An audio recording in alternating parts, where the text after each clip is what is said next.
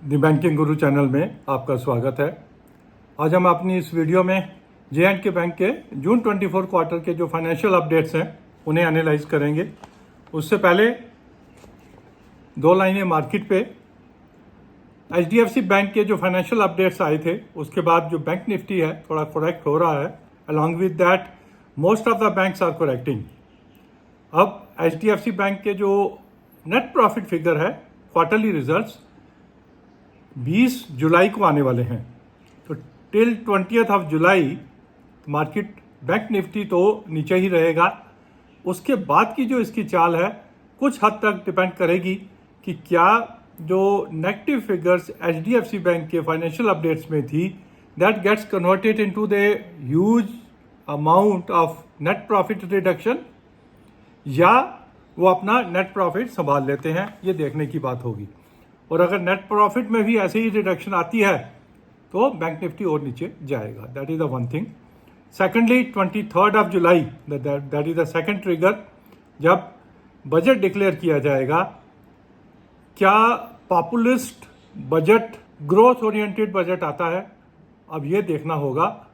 अगर populist budget आता है हो सकता है कुछ क्षण के लिए मार्केट थोड़ा नीचे आए, बट अगर ग्रोथ ओरिएंटेड बजट आता है तो मार्केट फिर दोबारा ऊपर चल पड़ेगी। तो ये दो ट्रिगर हमारे लिए हैं जो हमें ध्यान में रखने हैं।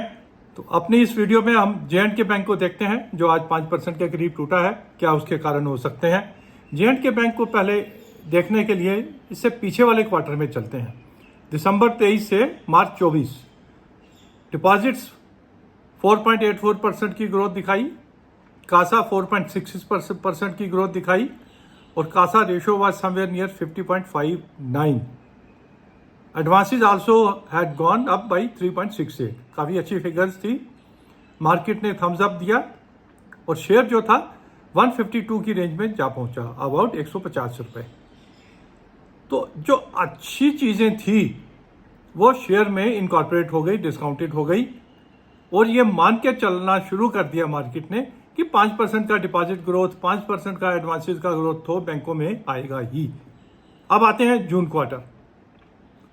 जून क्वार्टर में डिपॉजिट्स कम हो गए, 1,34,000 करोड़ से कम होकर 1,32,000 करोड़ आने थे, क्योंकि मार्च में गवर्नमेंट ग्रांट्स रिलीज होती हैं।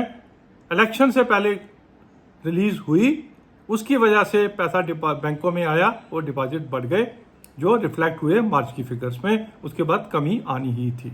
कासा 68,000 से कम होके 66,000 आ गया। रेशियो आल्सो 50% से कम होके 49 की रेंज में आ गई।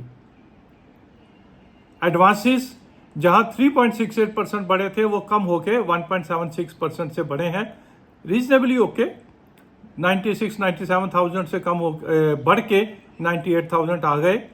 इन फिगर्स की वजह से शेयर जो था थोड़ा हीट अप हुआ था, जो 150 तक गया था, वापिस अब ये 100 पे आने की तैयारी में है। बट द पॉइंट इज, क्या 100 रुपीज या 100 से above J&K bank worth investing? Yes. हमें यह देखना है कि मार्केट कहां बॉटम आउट होती है। अपने आइडेंटिफाई शेयर करने हैं और उसमें जे.एंड.के बैंक भी हो सकता है आइडेंटिफाइड शेयर, क्योंकि प्राइस अर्निंग 6.63 और industry P 19.43, under priced share.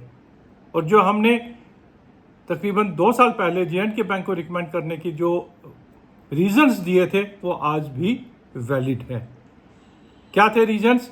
J&K की तरफ गवर्नमेंट का रुझान, वहाँ कैपिटल इन्फ्यूजन, इंफ्रास्ट्रक्चर में जोर, टूरिज्म का बढ़ना, टेररिज्म का थोड़ा कम होना, ये सब फैक्टर्स थे। और J and K bank a proxy to the state of J and K, एक स्टेट की प्रॉक्सी है जे.एंड.के बैंक। अगर ये सारे फैक्टर्स ठीक रहते हैं तो जे.एंड.के बैंक को बेनिफिट मिलता है। वो आज भी वैलिड है, स्टैंड करते हैं।